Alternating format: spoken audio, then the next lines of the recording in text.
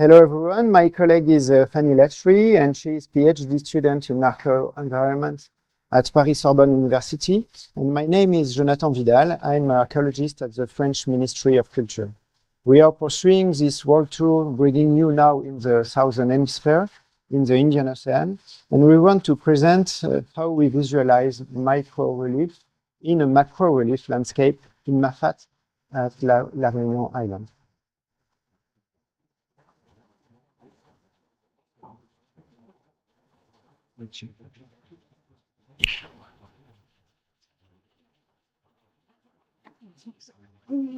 We're going to. Okay, thank you. So yes, first we'd like to present you Virgin Island because there's a lot of chance we don't know what it is, what it is. So this is a French island situated in the Indian Ocean, just right next to Madagascar. This is part of the Mascare archipelago, maybe even a Mauritius island, better than Virgin Island. This is just neighbor islands. The Virgin Island is from volcanic formation and is only 3 million years ago. And there are two main volcanoes, the Piton des Neiges, the snow peak, and the Piton de la Fournaise, the furnace peak, which is still active today. So there are regular eruptions. This is a rather small island with 2,500 kilometers squares, so 80 times smaller than Great Britain. It's a very small island. This is an island situated on the tropics, so we have a tropical climate with really, really heavy rains during the summers. The topography of the island is quite characteristic because the two volcanoes we just talked about are like two cones merged together. Yes, and so, sorry, the island is almost conical in shape, with highest point at 3,000 meters high. So this is a really tiny, really high island.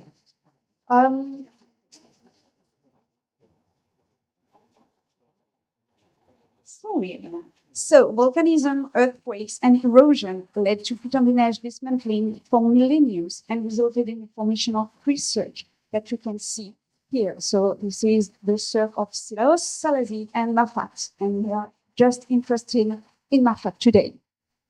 Each of these cirques is also a draining basin where erosion is really, really, really intense, and that's it. I'm so sorry. Mafate, so one of these cirques, can be considered as an island of its own inside La Réunion.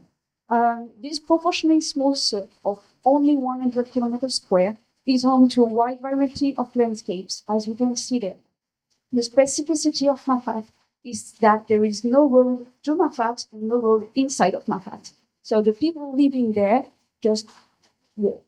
There are only hiking paths. And this is almost 800 people living there, so not really wonderful. About the history, Virgin Island is only about colonial and contemporary archaeology because it is a desert island until 1663. Mafate Island can be just seen as three big blocks. Usually, during the 18th century, this is the Marronage time where slaves fled and hide in the center of the island. During the 19th century, poor farmers started to settle in this height because they were just unable to afford a living in the seashore. So they tried their luck in the heights. And after slavery abolition in 1938, we can see sanitary tourism thriving for a few years as a thermal spring was used to cure like almost everything at a time. From an archaeological point of view now, we only have a few data. Some prospections were done between 2008 and 2011, and 3 sites were linked to this poor farmers' activity, while 8 sites with high archaeological potential were detected. As we just saw, we only have a few archaeological evidences in Mafate, and prospection were always conducted in hope to find these slave stone sites. Three reasons explain why. The regions there are more numerous than the facts in this area and are used to face the difficulties of slavery. The subject is also highly political since a few years, and historical studies are usually biased to supply this vision. So history and archaeology in Mafate are then expected to be about this topic, even if there is so much more to know about. Another problem to studying the sage is its nature, making classical method of research hard to put in place, and Jonhattan is going to explain. To us, this study had several goals. Study Mafate history and archaeology with new eyes through a diachronic and multi-thematic approach, find a way to discover sites with only a few historical clues, and find a way to be effective in this kind of landscape with a tropical vegetation and this topography, and working with other specialists to further understand discovered sites. In 2014, Réunion Archaeological State Office ordered a laser scanning survey of Mafate Cirque, but never exploited it. In 2019, we started to use this tool to explore its capacity to detect ancient human settlements and activities, and launched a research program in Mafate. DTM had during this program a main role since each scientific domain and studies were organized through its analysis. As this video shows, Mafate is truly a difficult area to study because of its topography. No archaeological project this complete could have been done without the help of the LiDAR survey. It's a real mountain landscape. LiDAR acquisition was done by helicopter on the entire cirque with a density of 80 points by meter square and 11 points by meter square touching the ground. This result is quite good given the context where there is a tropical vegetation, which is never dead even in the winter. The resulting DTM has a resolution of 50 centimeters, which allows us to already spot a lot of features. This detection is made possible at Cirque scale to detect large archaeological ensembles or favorable settling topography by visualizing our DTM with PCA analysis of hillshade, with local relief model overlay on slope, and visualization of archaeological terrain. At site scale, we usually switch to other analysis to detect fine features such as scale factor, open topography, and point cloud checking.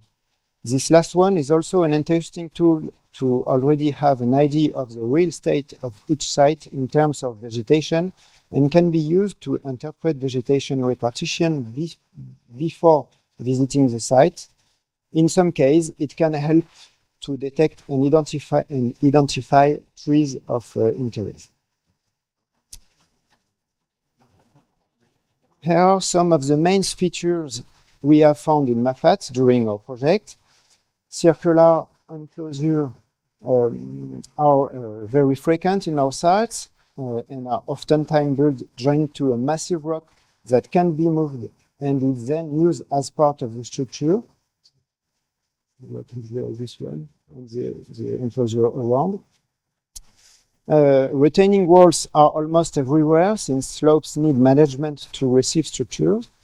They can be as high as 2 meters or as low as 20 centimeters. Walls exist mainly as land limits and are always made in dry stone.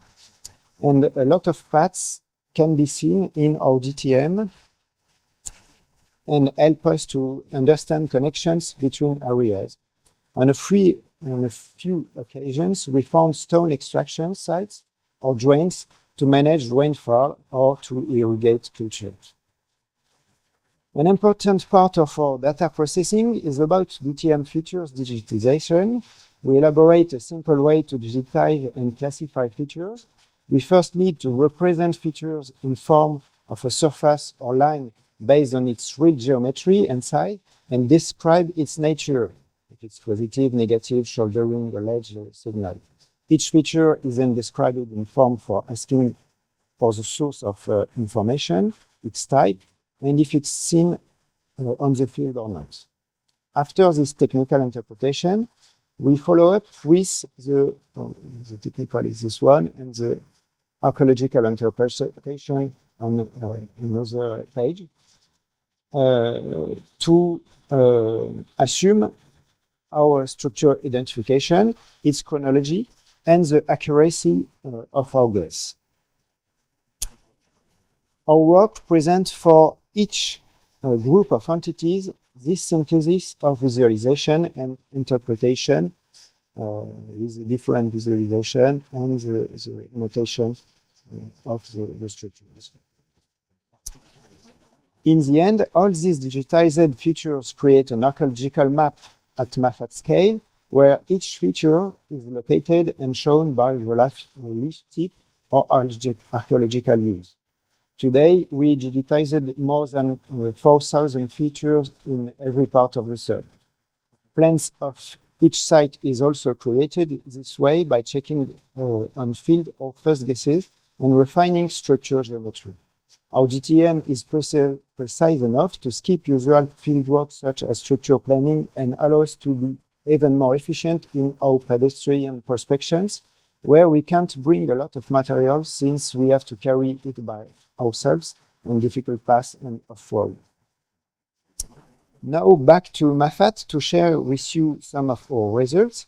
As Fanny explained you, Mafate is a hard-to-reach place, and we count some Réunion Park national agents as team members. On field, we have to ensure security of everyone, and DTM is in this way very important to spot safe accesses to our sites and to detect no-go zones where ground might have been too unstable.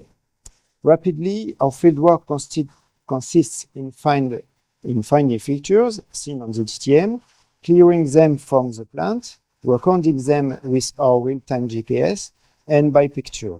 A floristic survey and artifact research are also conducted to better understand each site. And the use of 1950 aerial photographies is also a great help to understand the recent history of our sites. This multi-proxy approach is at the core of our study as we opened our research to other scientific domains. After this fieldwork, we identified several archaeological site types. Here we are showing only 3 of them. First, there are the isolated habitats in the coastal areas, such as St. Susan River. In this steep-sided valley where no one lives anymore, we have found several structures perched on slopes. They consist of 2 to 3 houses on each plateau in the middle of the slope, while on lower plateau, we only found agricultural remains. So this is the river, the lower plateau, the middle plateau, and there are upper plateau.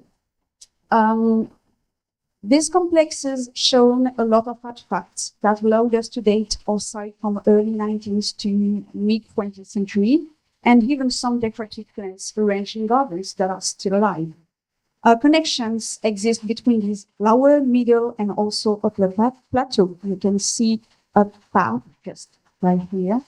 And all of the 3 complexes are interconnected. The upper plateau were impossible to reach, but we think they might have been used as entries area. Here you can see one of the little house rendered in 3D at the photogrammetry.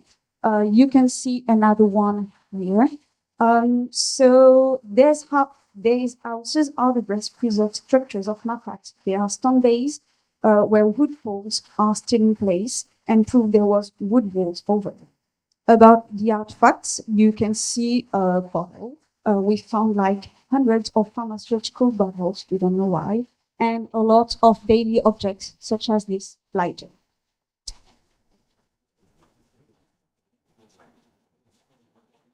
Another interesting site is Boisjon House, which we detected thanks to a big earthwork. You can see right here. Once on site, we discovered an area completely man-made with 2 terraces, retaining walls and stairs. There was no artifact. We don't know how to date this place, maybe 19th century, and we guess there was a single house on the top of this terrace. So yes, something really invisible. The LiDAR DTM showed this, so we trust it. We also trust Jonhattan, and it was really worth it because when we cleared the plants, we just found really impressive walls. Another type of site is an abandoned plateau facing erosion. As you can see, all of the plateau is vastly man-made. Once again, it is a vast agricultural area, and we have found some structures with a chapel and a cemetery. It was all abandoned because of erosion and flooding, according to archaeologists and geological expertise. DTM shows an area modeled by geological phenomenon, and what's interesting to note is that on this site, everything is just going down the river because of erosion. This is destructive. This is disrupting the structures.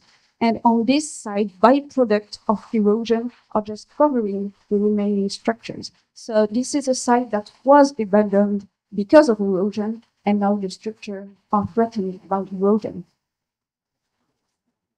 So the DTM, some of the structures, and this feature is actually the chapel. A subject we were really interested about is Mafate thermal activity. This history was a little bit known, but the localization of the site was really unclear. So the first step was to locate the thermal village, thanks to DTM. So this is the upper village. There is a lower village that was destroyed, or at least covered by the new riverbed. Once on site, we have a really dense, really dense fieldwork to find and study this village and also the thermal springs. We improve historical knowledge of this place by digging into archives, but also by exploring geological environment near the thermal station with the use of LiDAR data sets and a thermal imagery. Okay. Here you can see some of the structure we have found, so terraces, retaining walls, and houses bases. We had the chance to have so much archives and iconography on these sites to better understand the history. And we also put some extra effort to take the same pictures as our ethnography, and it's really interesting to see what an economic and touristic center of Mafate in the second half of the 19th century looks like today.